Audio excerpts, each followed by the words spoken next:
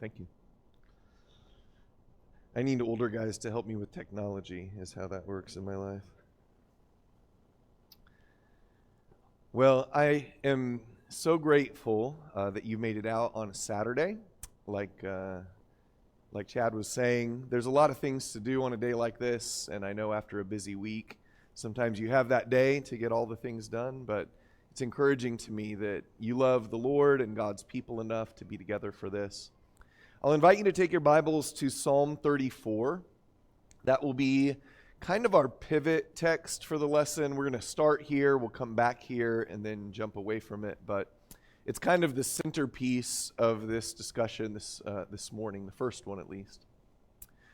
Before we get into Psalm 34, I want you to just think about this truth, that everyone who's ever lived for God has broken their own heart in some way, has fallen short and failed. And if we stayed faithful to the Lord and wanted to continue to serve Him, we learned important lessons from that. Lessons that not only made our life better, hopefully, but we could share with others to help them. What we're going to look at this morning in the Old Testament is a story, a scene in David's life that I think by the time we're done, you'll see it applies to us. But the title of this lesson is David, Peter, and Me, or David, Peter, and You, because our lives all connect with some things that we've gone through. But draw your attention here to Psalm 34. Notice the superscription of the psalm. It says that this is a psalm of David when he feigned madness before Abimelech, who drove him away, and he departed. In 1 Samuel 21, we're going to go look at this scene in a minute. David pretends to be crazy.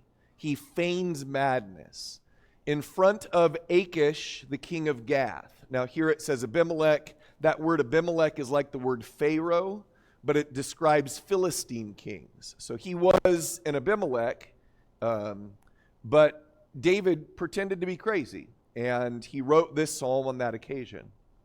Some scholars over the years have doubted this description, and here's their argument. They'll say, I don't think David wrote Psalm 34 on that occasion because it doesn't make sense that David would thank God for deliverance when the way that he was delivered was ungodly and cowardly and dishonest.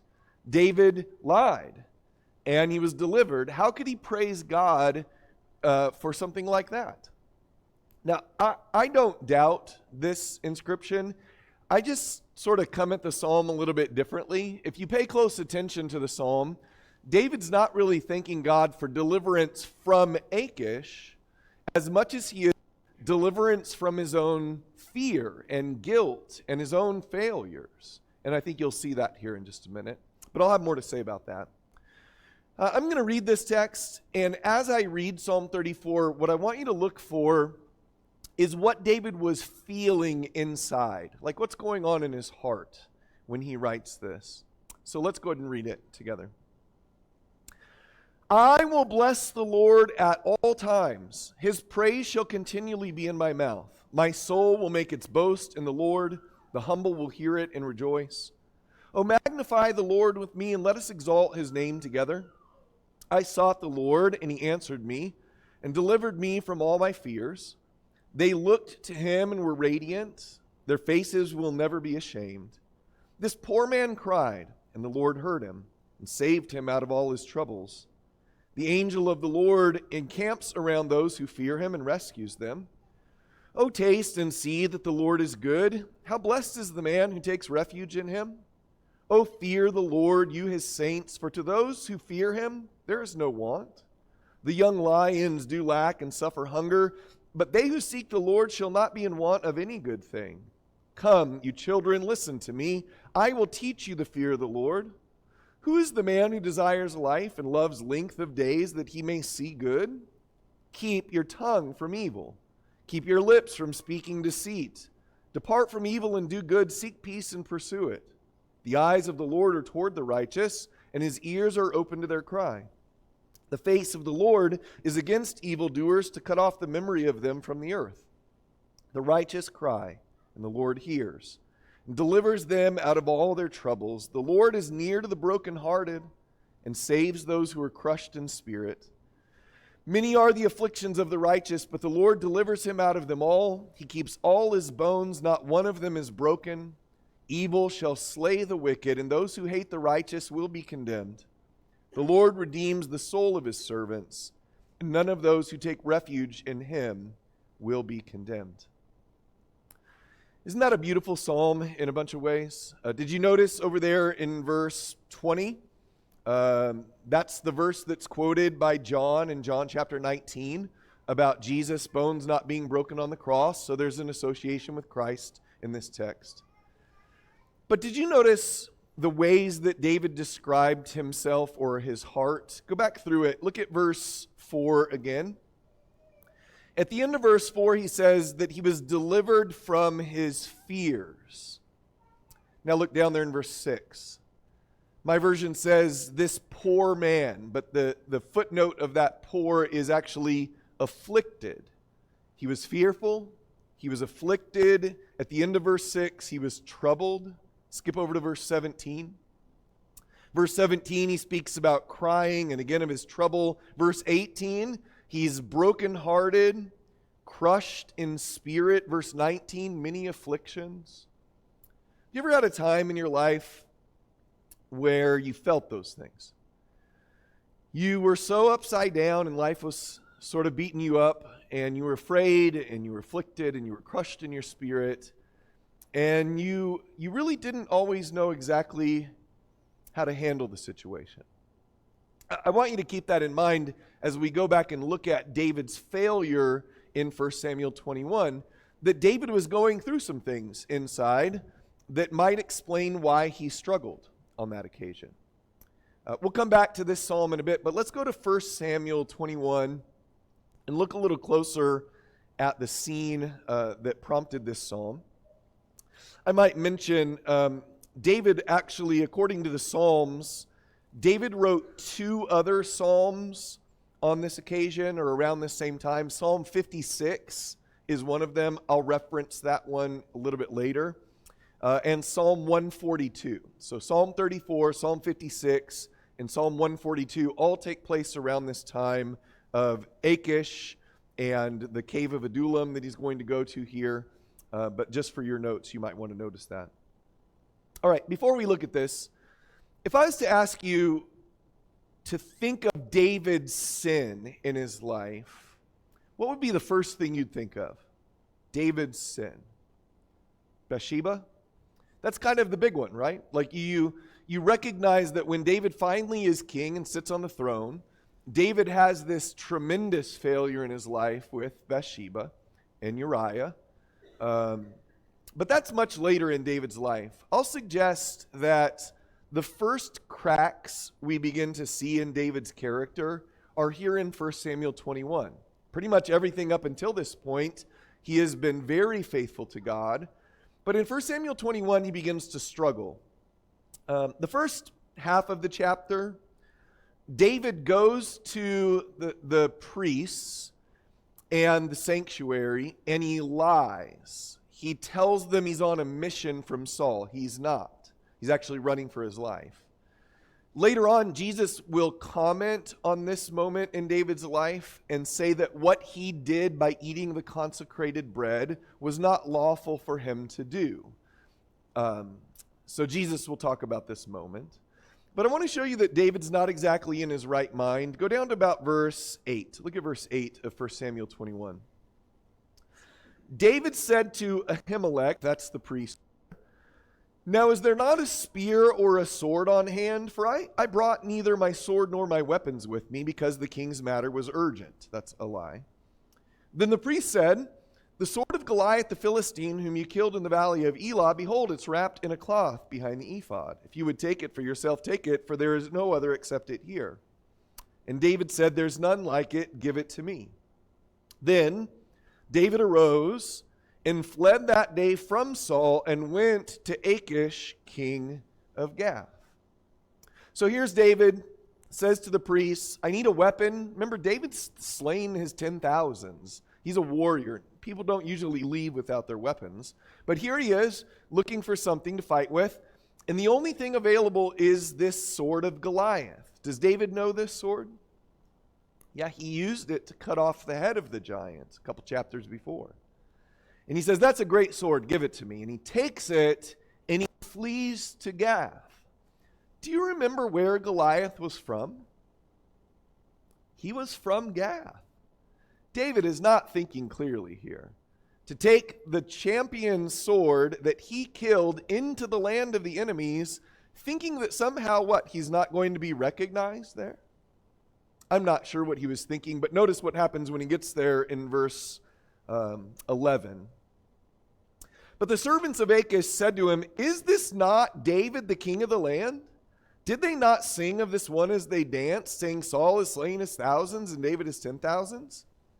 David took these words to heart and greatly feared Achish, king of Gath. He goes down there. The songs from Israel are at the top of the international charts. They've heard them even in the land of the Philistines.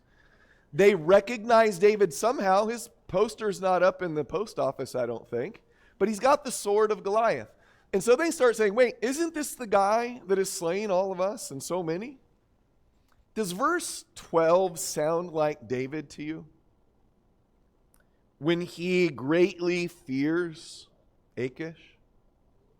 David didn't greatly fear Goliath, but something's going on in his life where fear has gripped him. And so now here's his best idea. As they start coming into the room, listen to verse 13. So he disguised his sanity before them, and he acted insanely in their hands. And he scribbled on the doors of the gate, and he let his saliva run down into his beard. Then Achish said to his servants, behold, you see the man behaving as a madman. Why do you bring him to me? Do I lack madmen that you've brought this one to act the madman in my presence? Shall this one come into my house? Chapter 22. So David departed from there and escaped to the cave of Adullam. And when his brothers and all his father's household heard of it, they went down there to him. Everyone who was in distress and everyone who was in debt and everyone who was discontented gathered to him, and he became captain over them. Now there were about 400 men with him. As the servants of Achish usher the king into his presence, David panics. And he begins to drool down his beard. The anointed, the king, brave David, drooling, scribbling on the walls, muttering under his breath, acting like he's insane. By the way, is that clever? Is that clever? It is. It's a brilliant way to not be recognized. Is there something kind of funny about this story to you? I think it's funny when the king walks in and sees the crazy guy and looks at his servants and says, I got enough crazy people around here. Why are you bringing this guy to me and get him out of here? And David leaves. But let's get into the heart of David. Do you think he thought himself clever? Do you think he thought this was funny? Or do you think deep down inside of David, he's thinking, what's happened to me? Who have I become? Why am I such a coward now? You know, I read into chapter 22 because I think there's something to this cave. He goes to the cave, and it sounds like he's there by himself for a while, before all of his friends and family hear of it, and the 400 losers come to be with him. I call this David's 3D army. Did you catch the 3D words? All those in debt and distressed and discontent. He's the rightful king of Israel, but the only people he can get around him to be the captain of are these in debt, distressed, discontented people. By the way, that might be foreshadowing. Later on, the son of David will come, the rightful king. He's not recognized, and the only people he can get around him are those in debt, distressed, and discontent. But imagine David in that cave. You ever done something in your life, and when you laid your head down at the end of the night, it kind of broke your heart that you'd done it. And you began to think about what you'd done, and you thought, I don't want to be that person. I think that's what Psalm 34 is, by the way. I think it's a psalm of repentance. In fact, listen to the first words of it again. I will bless the Lord at all times. his praise will continually be in my mouth. Or in other words, I'm not going to do that again. You won't find a time where I'm denying or hiding. I'm going to let God be the one who keeps me from being fearful and crushed in spirit. But I think that's probably why David wrote Psalm 34. All right, let's pause for just a minute. What do you think of this failure of David? Like, what do you think? It's not like him. So I want us to try to have some compassion for him. What happened up until this point in his life that made him kind of have this meltdown?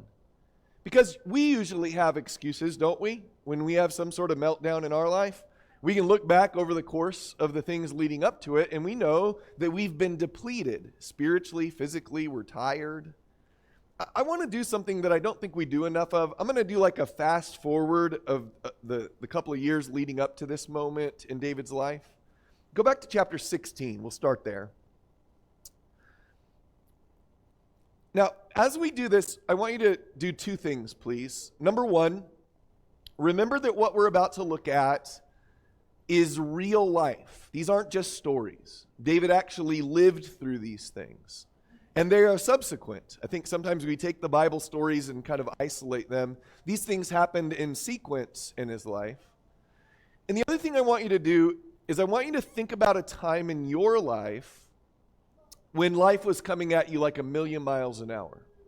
Everything was changing, things were difficult, and it didn't have to necessarily be hard. Maybe it was even good things happening, but you were overwhelmed by the changes. And here's my question. Did you always behave yourself in those moments? When you had new freedoms or new challenges, or did you sometimes let yourself down? All right, let's look at what happens to David. It starts here in chapter 16 of 1 Samuel, verse 12. So he sent and brought him in. He was ruddy, with beautiful eyes and handsome appearance. And the Lord said, "Arise, anoint him, for this is he." Then Samuel took the horn of oil and anointed him in the midst of his brothers. And the Spirit of the Lord came mightily upon David from that day forward. And Samuel arose and went to Ramah. Have any of you guys had a day like this, where you're out in the field and your brothers come in and say, "Hey, there's some old man in the house." And you walk into the house and Samuel pours oil on your head and says, "You're the next king of Israel." Have you ever had a day like that? Do you know how old David was that day? Anybody know? Josephus says he was 10 years old. Josephus is an exaggerator often. Most scholars think he was 15. But can you imagine being 15 years old? You didn't even get invited to the party. Like Jesse didn't even invite David in when the judge was looking for the next king. You're the runt. And yet here you are, covered in oil, looking at your brothers, and you're the next king of Israel. Is that going to puff you up at all? Does anybody remember how long it's going to be from that, if he is 15 years old, until he actually gets the throne that he's been promised? 100% of the years he's lived, another 15. He doesn't get to sit on the throne till he's 30. You ever seen a Christian who was what we called underemployed? And what I mean by that is like they graduated with a great degree and they couldn't find a job. And so they had to get a job like pushing papers when they should have the corner office. You ever seen that? That drives some people crazy. But can you imagine being a teenager who's told you're the king and you got to wait like the whole time to get the throne? But David's got some side gigs, even though he's the rightful king. Do you remember what his side gigs were? Look at the next couple of verses. According to verse 14 on, an evil spirit from the Lord terrorized Saul, and he begins to lose his mind. And the only thing that can soothe that savage beast is music. Guess who they find to be the musician for this king? David. By the way, I've got a theory about this. Later on, when David's in front of Achish, king of Gath, and he thinks, how can I not look like the king of Israel? He probably thought, act like Saul, act like Saul, act like Saul. He'd seen this before. Yet put yourself into this young man's head and heart. This is the guy that shouldn't be king, and you're playing music to settle him down. That would play tricks with me, I think. Go to chapter 17. In chapter 17, we find out that David is actually still a gopher for his family. He's still shepherding for his father, playing music for Saul. Eventually is going to become the armor bearer and a captain of the army. The ancients didn't care as much about chronology as we do, so some of these stories are kind of mixed together. But look what happens in verse 17 of chapter 17. Jesse said to David, his son, "Take now for your brothers an ephah of this roasted grain, these 10 loaves, and run to the camp to your brothers. Bring also these 10 cuts of cheese to the commander of their 1,000, and look into the welfare of your brothers, and bring back news of them.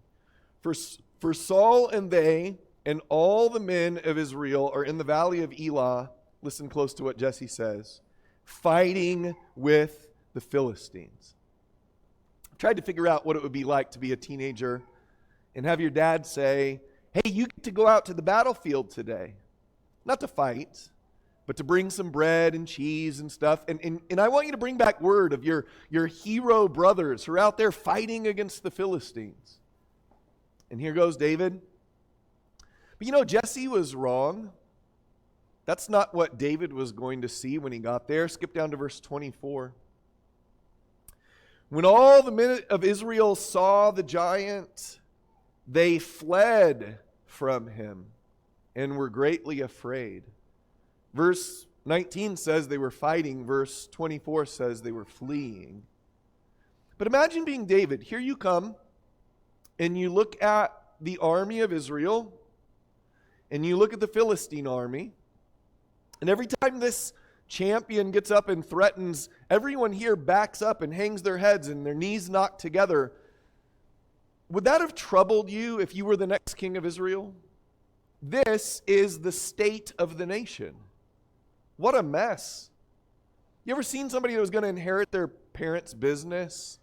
And maybe they were excited about that, but when they got closer to inheriting the business, they realized it was in shambles. The books were wrong, morale was low, this was a big tangled ball of yarn being handed to you. Can you imagine the stress of that? Now, if that's not enough, skip down to about verse 28. David starts asking some questions about what will happen for the man who kills the giant. In verse 28 it says, "Now Eliab, his oldest brother, heard when he spoke to the men, and Eliab's anger burned against David, and he said, 'Why have you come down? And with whom have you left those few sheep in the wilderness? I know your insolence and the wickedness of your heart, for you've come down in order to see the battle.' And David said, 'What have I done now? Was it not just a question?'" Did anybody grow up in a family where at some point your family hated you? Like your siblings really hated you? Isn't that tough? We have this in Minnesota a little bit. In fact, it almost sounds exactly like this. People who've converted to the Lord, left their families' religion or no religion at all, and their families have lost their mind about this. And they say things just like this. "Who do you think you are? Why are you asking these questions to us? Why don't you just go back to where you belong? You're trying to make us look bad." I'll tell you what, that breaks some hearts. Just add that to David's life. What a confusing time for him. But I'll tell you what, the thing that happens next would have been my downfall. You know what happens next? He kills the giant. You know why that would have been my downfall? Go to chapter 18. Look at verse 6. "It happened, as they were coming, when David returned from killing the Philistine, that the women came out of all the cities of Israel singing and dancing to meet King Saul with tambourines and joy and musical instruments. And the women sang as they played, and they said, 'Saul has slain his thousands, and David his 10,000s. Then Saul became very angry, for this saying displeased him. And he said, they've ascribed to David 10,000s, but to me they've ascribed thousands. Now what more can he have but the kingdom? Saul looked at David with suspicion from that day on. All right, this is a question for the men, I guess. This could be true for anybody, but men, can you imagine if you were a teenager, maybe getting close to your 20s? I don't know how old exactly David is here. And you've not really gotten the recognition that you deserve. And then one day you go from zero to hero. And it's not just that you become famous, it's that every woman in the country is singing about you. Do you think most young men would handle that right? I've seen Christian young men become captain of the football team and it ruined their faith. But David is now one of the most famous people in Israel. In fact, the king himself is looking at suspicion. Think about the pressure of that. And yet, David does the right thing. He doesn't misuse this power, as far as we can tell. He's a man after God's own heart. Look at verse 10. Chapter 18, verse 10 says, "It came about on the next day that an evil spirit from God came mightily upon Saul, and he raved in the midst of the house while David was playing a harp with his hand, as usual. And a spear was in Saul's hand. And Saul hurled the spear, for he thought, I will pin David to the wall. But David escaped from his presence twice." Have you ever had a day like this, where you went to work and your boss tried to shoot you? You ever had a day like that? You have not had a day like that. And you certainly didn't go back to work another day to have him try to shoot you again. But can you get into David's heart now?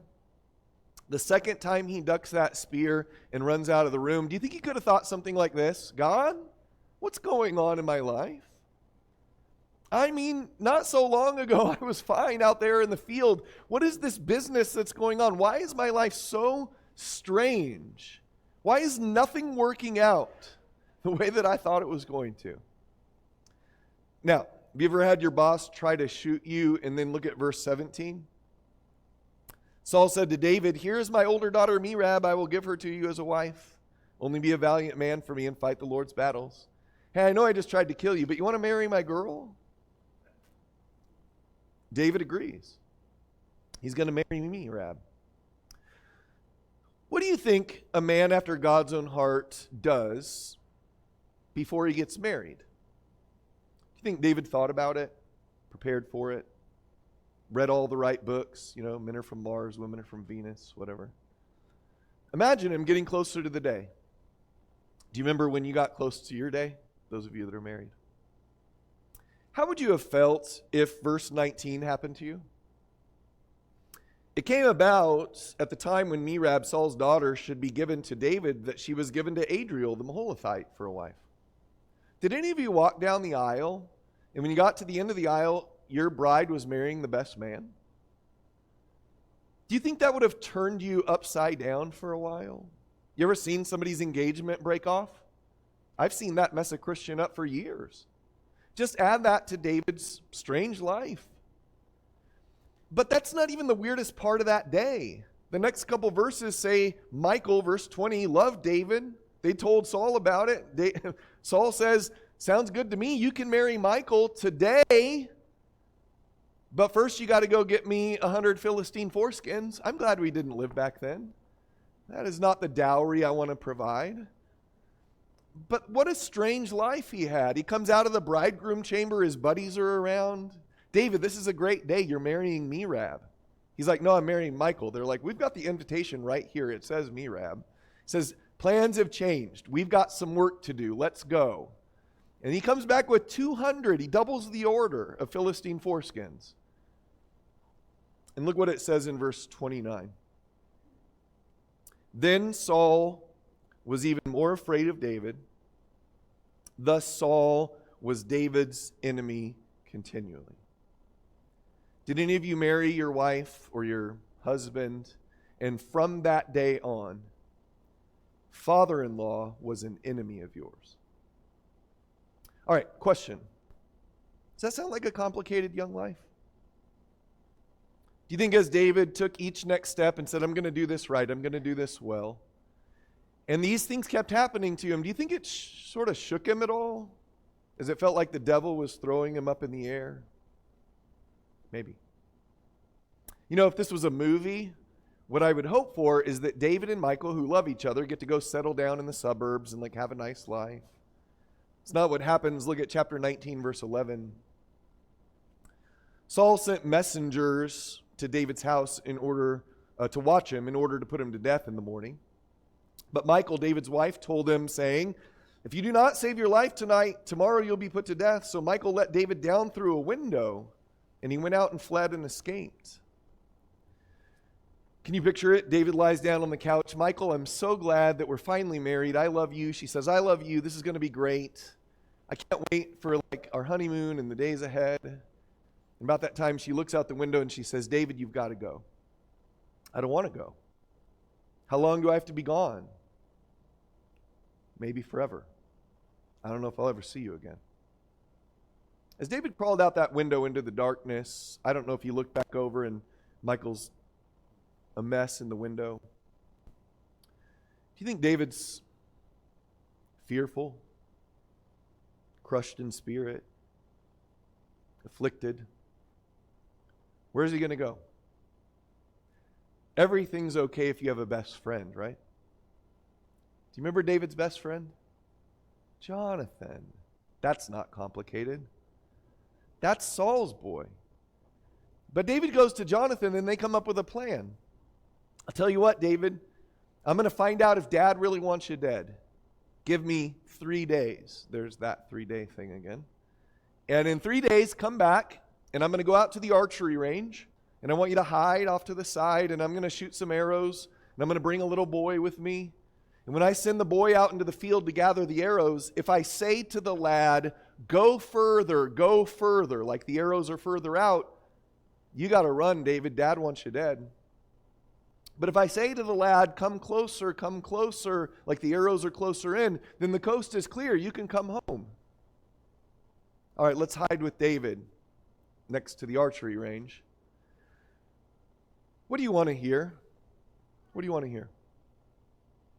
Come closer, lad. It's not what he hears. When the boy goes out in the field, Jonathan pulls a bow and shoots an arrow as far as he can, and he says, go further, go further. Look at chapter 20, verse 41. When the lad was gone, David rose from the south side, fell on his face to the ground, bowed 3 times. They kissed each other and wept together, but David wept the more. And that just makes sense, because David doesn't have anybody left. When we get to chapter 21, David is as alone and confused and as tired as he's ever been. Do you remember the day that happened to you? The day that serving God wasn't paying off like you thought. And you just had this day where you decided to be somebody else. Somebody gave you a red Solo cup. You'd never drank that stuff before, but you were alone now and you had more freedom. And this person in front of you that you wanted to keep yourself pure, but you just loved them so much and you were so attracted to them. I mean, everybody else in the company was moving up the ranks and you were trying to be honest and they were getting sales by being dishonest. And so you just one day, you drooled down your beard and you gave it all up for a minute. Remember that? If you could go back, what would you do? What would you say? Go to Psalm 34 now. Again, Psalm 34. And let me show you what I think David was trying to teach us. Because I think Psalm 34 is a psalm of repentance for sure, and a psalm of deliverance in some ways. But I also think it's a didactic psalm. David wanted to teach a lesson. Look at verse 11 of Psalm 34. Come, you children, listen to me. I will teach you the fear of the Lord. By the way, did David have children yet? According to what we just looked at, did David have any children yet? He didn't have children yet. But you know what he did have? Were 400 men in a cave that looked at him like the patriarch. I think what he's probably saying in this psalm was to those in debt, distressed, discontent people who'd broken away from their masters. And he asked this question. Listen to the question in verse 12. Who is the man who desires life and loves length of days that he may see good? Can you imagine that question rattling off the walls of the cave of Adullam? Who wants to love life and see good days? I think every man would have said, me, teach me how. Here's how you do it. Keep your tongue from evil, your lips from speaking deceit. Depart from evil and do good, seek peace and pursue it. Wait, that's the answer? You know, in context, to not let your lips speak deceit is David kind of saying something like this. Don't ever deny who you are, who you belong to. Don't be deceptive like I was, because I didn't tell him that I belonged to the Lord and I was the Lord's anointed and I was the king and the commander that he made me. I became somebody I shouldn't have been. You want to love life and see good days? Don't do that. Well, but he'll hurt you, David. Yeah, but there's something worse than being hurt by somebody. It's breaking your own heart. That will not make you love life and see good days. That was the answer. All right. I said this sermon is David, Peter, and us. Do you recognize verses 12 through 14 from the New Testament? If you look at a footnote in your Bible, it'll tell you it's found in 1 Peter chapter 3. So go over to 1 Peter chapter 3. I find it interesting that in the middle of this letter that Peter wrote, he quotes Psalm 34. Look there at verses 10 through 12 of 1 Peter 3. He quotes it. And it's kind of a curious thing. Why David, or why Peter would you quote David in the middle of this letter that you're writing to people who have been scattered from their homes and they don't feel like they belong where they are, and they're under difficult governments in chapter 2, and they're supposed to submit to government, or they're slaves and their slave masters aren't very good to them, or their wives who are married to husbands who don't obey the truth. I mean, why would you write this letter to these people that are going through all of these troubling times in their life and quote David in 34? All right, question. Do you think Peter identified at all with this? Did Peter ever feign madness to deliver himself? You remember it, don't you? The night that Jesus was betrayed. Jesus looked right at Peter and said, "You're going to deny me." Peter said, "No way. I'll die with you." Do you remember how brave Peter was that night in the garden when they came to arrest Jesus? Was Peter brave in that moment? He took out a sword and he swung for a guy's head, cut off his ear. He was a fisherman. He didn't know how to swing swords,